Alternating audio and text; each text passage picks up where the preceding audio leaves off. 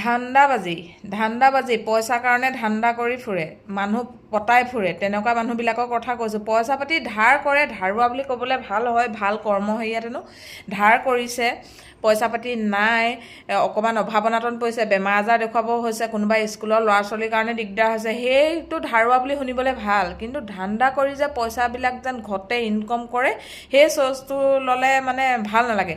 কিন্তু ধান্দা কৰাই আছে। ধান্দা যদি কৰিছ এনেকুৱা এজন মানুহৰ লগত কৰ, যিজন মানুহৰ মানে মানুহজন হৈছে পত্নীগৰাকী ঢুকাই গৈছে, তেওঁক কোনেও চোৱা চিতা মানুহ নাই, তেওঁ খুৱাব মেলিব পাৰে, তেওঁ টকা পইচা অভাৱনাতন নাই, তেওঁৰ লগত মুঠতে মানুহগৰাকীয়ে অকণমান মানে তেওঁক কিবা এটা সান্তনা দিব লাগে, সেইবিলাক বেলেগ কথা, তেওঁলোকে তেতিয়া কৰক তেনেকুৱা মানুহক। কিন্তু যেতিয়া কেঁচুৱা থকা মানুহৰ বৰ্তমান মানে এটা পৰিয়াল থকা মানুহক যদি কোনোবা আমাৰ নিচিনা মাইকী মানুহে যদি সেই পৰিয়ালটো ধ্বংস কৰিবলৈ যদি যায়, সেই মানুহবিলাকক কি কৰা ভাল হয়?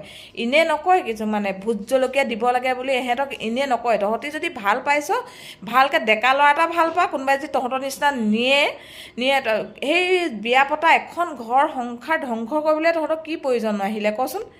হ'ব লাগে মানুহে কিবা পেটৰ তাৰণাত কিবা এটা কোনোবাই অবৈধ সম্পৰ্ক কৰি খাইছে, কিবা কৰি খাইছে, আমি সেইবোৰ মানে বেয়া নাপাওঁ। মানে কি হ'ল, কোনোৱে সেইবোৰ নিজৰ কথা, তাহাঁতৰ ভাল হয় বেয়া হয়, কিন্তু এটা পৰিয়াল ধ্বংস হোৱাটোত আকৌ আমি ভাল বুলি ক'বলৈ নাযাওঁ।